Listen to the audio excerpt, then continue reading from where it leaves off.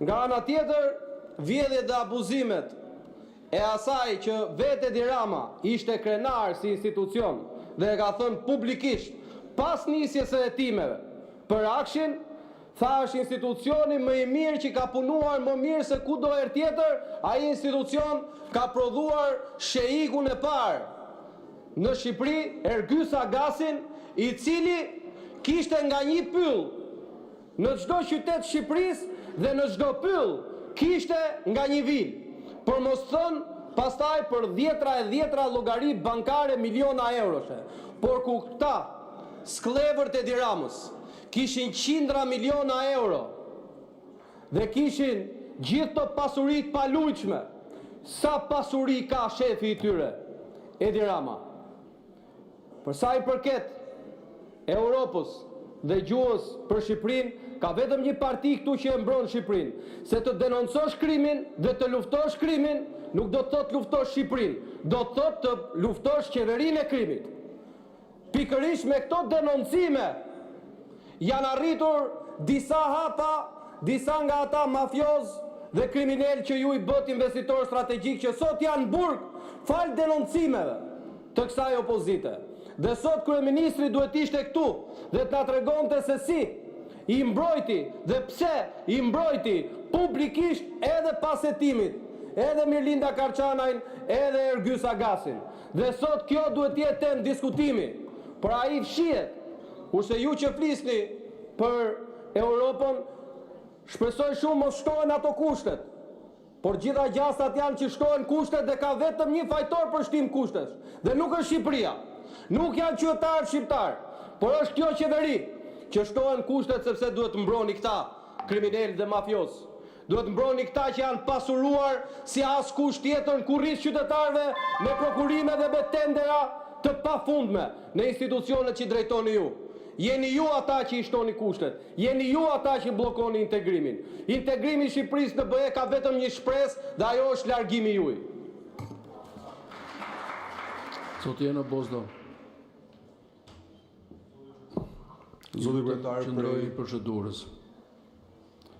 Prej 3 javësh tashmë është depozituar një kërkesë nga 7 deputet Partisë Demokratike për një interpelancë urgjente ministrin e Energjisë. Fokus të sektori hidrokarbureve, tek rezerva e naftës, rezerva e sigurisë naftës që duhet të ekzistonte dhe nuk ekziston, të gjithë problematikat me sektor të veçantë që furnizohen me këtë, të masat e marra në raste se situata do komplikohet. Kemi 3 javë që kemi depozituar, ende nuk është në kalendar. Si shpjegohet një gjë e tillë dhe na jepni një sqarim, lutem, se çfarë do ndodh. Patjetër. Është në kalendar, nëse lexoni kalendarin, është në seancën e radhës, mund të ishte futur dhe sot kemi 6 interpelanca, por kemi dhe një kufizim rregullore, nuk mund të ketë më shumë se 2 interpelanca urgjente në një seancë, sot kemi 2 interpelanca urgjente dhe 4 normale, zakonshme, kështu që në seancën e radhës, interpelanca jua do të jetë në rend e ditës, është në kalendar. Zoti Tedi Blushi. Zoti kryetar, po ju kujtoj që kam 4 muaj që pres të zhvillohet një interpelancë me ministrin e bujqësisë për çështjen e fondeve IPART. Dhe për të qëndruar strikt rregullores dhe sidomos kushtetutës, po ju rikujtoj për të disatën herë në erin 80 të kushtetutës. Pikën 1, ku çdo antar i Këshillit të Ministrave, pra çdo ministër është i detyruar të përgjigjet interpelancave dhe pyetjeve të deputetëve brenda 3 javëve. Ende nuk kam një përgjigje kushtetuese dhe mbështetur në rregulloren e kuvendit nga ju si kryetari i kuvendit, ose më jepni dhe mua në dispozicion, siç u dhat kolegëve para folës së drejtën për të prezantuar qëndrimin tim në 10 minuta, ose ju lutem më jepni arsyet pse kërkesa ime për interpelancë për një çështje kaq të rëndësishme për fermerët, për një sektor jetik si bujqësia, shmanget dhe më refuzohet. Ju lutem presni përgjigje mbështetur në rregullore dhe në Kushtetutën e Republikës së Shqipërisë ose më jepni dhe mua pastaj të drejtën për të mbajtur 10 minuta qëndrimin tim. Faleminderit.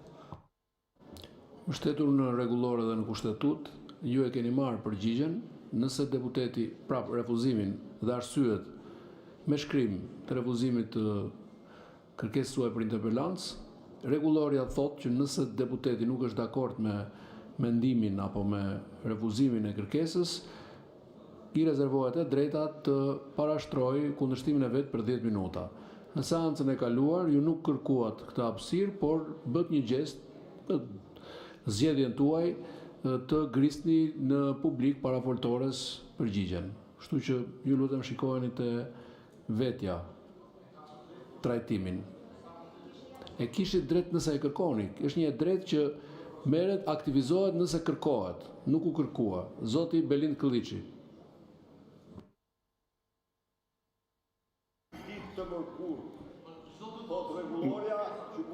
Ta mbaroj Tedi Blushi, Zoti Blushi, replikën me ju po e kam unë po ju pyet.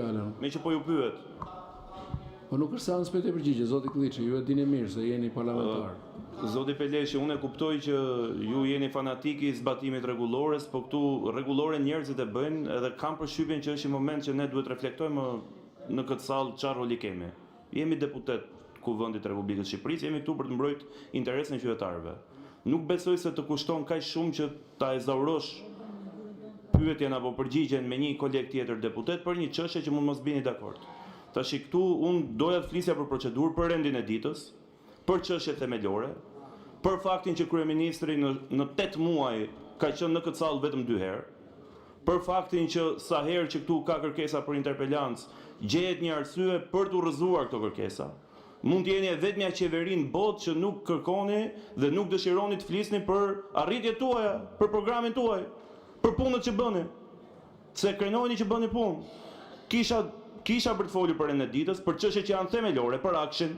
Keni një shembull shumë të freskët nga Greqia ditën e djeshme, ku nga 12 deputet nuk e kanë imunitetin, ju hoq imunitetin në parlamentin grek për shkak se dyshohen përfshirë në afera korruptive. Ndërkohë, në Shqipëri, se para pak u fol aty në foltore nga kreu grupit parlamentar tuaj, për arritje imagjinare më. Shqipëria për pak i bie që ne jemi vend antar i BE-s, me sa dëgjova.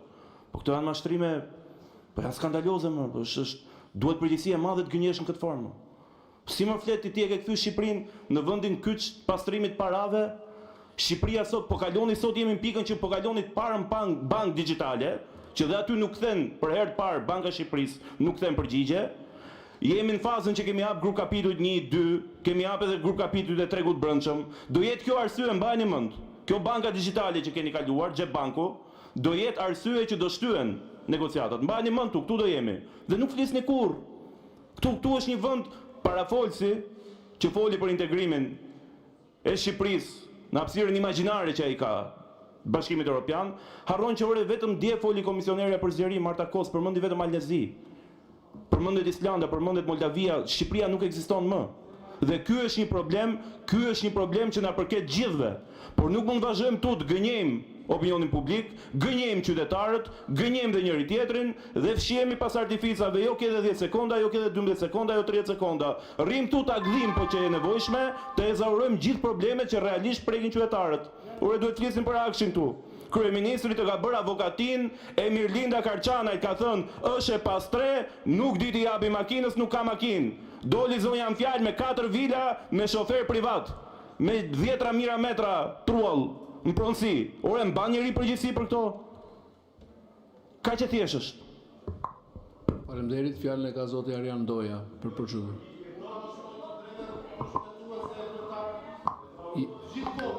Zoti Blushi, ju lutem, unë ju ktheva përgjigje. Ju kam kthyer dhe përgjigje me shkrim. Kishit të drejtën tuaj të kërkoni, ta kundërshtoni dhe të kërkoni të flisni 10 minuta. Nuk e morët atë drejt, bët një gest demonstrativ të grisjes së përgjigjes. Kjo nuk është e drejt, por është zgjedhja juaj. Tani nuk e kuptoj çfarë kërkoni. Unë përgjigjen e kam kthyer. E keni me shkrim përgjigjen. Ju çoj një kopje. Me qënë se e grisët përgjigjen, po ju çoj një kopje tjetër. Dakor. Po e kanë kërkuar, nëse nuk kërkojnë, jo pas po i kërkojnë, po mbas një muaj ne nuk do ngelemi te te kërkesa që është refuzuar para një muaji. Më vjen keq. Më vjen keq. Më vjen keq që nuk e kuptoni. Zoti Tritan Sheu. Zoti Erian Ndoja, ndjes. Më pas zoti Tritan Sheu. Edhe kohën të lutem. Faleminderit zoti kryetar, nderuar kolegë. Faktikisht do bëj një sqarim të vogël për votën kundër në fillim të votimit të parë për bashkimin e interpelancave në një të vetme. Kjo bën kundërshtim edhe me nenin 89 edhe me nenin 96 rregullores kuvendit. E para nga pikpamja objektive, sepse objektivisht nuk mundet që ai që parashtron arsyen e kërkesën e interpelancës, pastaj e merr fjalën ministri, më pas ka sqarimin kundër, siç e parashikon neni 96, realisht lë për dëshuruese nga pikpamja objektive nuk e di se si mund të grupohet ky lloj debati. Pra, dikush bën paraqitjen e kërkesës vet të interpelancës, më pas e merr dikush tjetër, më pas e merr dikush tjetër, më pas e merr dikush tjetër që mund të jenë disa seanca për interpelancë, dhe në fund fare ministri përgjigjet për të tre një herë, në fund e kanë prapë radhën këto deputet dhe humbet sensi logjik, edhe për shikuesit, po edhe për ne që jemi këtu pjesëmarrës në seancë. Së dyti, pjesa e interpelancave për sqarim juridik, nuk e di, zoti Manja më duket se mungon, është i vetmi që ka ushtruar detyrën e prokurorit këtu në seancë përpara se sa të bësh deputet. E di fare mirë që nuk ka asnjë lloj papajtueshmërie problemi i hetimit penal me interpelancat. Pse e them këtë? Keni vendim në numër 17 nda 16/4/2009 të gjykatës kushtetuese për ish kryetarin e komunës Kashar, i cili ndërmjet tjera flet për parimin e Besinidem, që i përkthyer shqip do thotë mos dënimi 2 herë për të njëjtin fakt. Dhe aty flitet që ky lloj interpelancë ose detyre parlamentare që ka secili prej deputetëve për të kërkuar interpelancë ministrin ose kryeministrin, është një drejt kushtetuese në një republikë parlamentare ku kuvendi ka rolin parësor në organet, në hierarkinë e organeve në protokollin e shtetit. Pavarësisht se këtu kuvendit më vjen keq e them, po i ka ra fare vlera edhe në komision edhe këtu për sa i përket mënyrës se si komportohet me Këshillin e Ministrave apo me aktorë tjerë të institucioneve qendrore. Nga ana tjetër keni edhe praktikë gjykata e Strasburgut që fillon që me rastin ANB kundër Norvegjisë, raste të tjera Zjani kundër Kroacisë, tjera me radhë, edhe gjykata e Luksemburgut, Bashkimit Evropian, Fiat kundër Bashkimit Evropian, i cili flet pikërisht për këtë që unë po them. Pra ne nuk kemi ndërthurje kompetencash mes të drejtës së një deputeti për të kërkuar përgjigje në lidhje me fenomenet caktuar nga anëtarët e Këshillit të Ministrave apo vetë kryeministri, dhe fakti që prokuroria po bën një hetim penal. Pra janë linja komplet të ndryshme, nuk ndikojnë fare në procesin penal. Neni 77 i kushtetutës u thot shprehimisht deri te komisionet parlamentare, të cilat nuk ndërhyjnë në punën dhe veprimtarinë e gjykatave, rezultatet e veprimtarisë së komisionit, por ata mund të shërbejnë për të referuar organeve përkatëse nëse nuk kanë filluar procedimin penal. E fundit fare në aspektin logjik për ata që nuk janë juristë. Çfarë ndodh? Vetëm me kodin e vitit 1979, për këtë mund të ndihmojnë edhe kolegë tjerë që e kanë studiuar më përpara, parashikosh që fjala e atij Ju lutem përfundoni. Fjala e tij që ishte i panderë konsiderohet si mbretëresha e provës, pra nëse ai e pranonte ose jo. Me kodin e ri të procedurës penale, edhe sikur këta persona, të cilët ne i thrasim për interpelancë, mund të jenë të panderë ose me çështjen në gjykim, fjala e tyre nuk i ngarkon me përgjegjësi penale sepse kanë drejt ta ndryshojnë disa herë gjatë procesit. Ama nga ana tjetër janë vetë provat, janë vetë faktet ata që e implikojnë ose ngarkojnë me përgjegjësi penale nga organet kompetente përkatëse.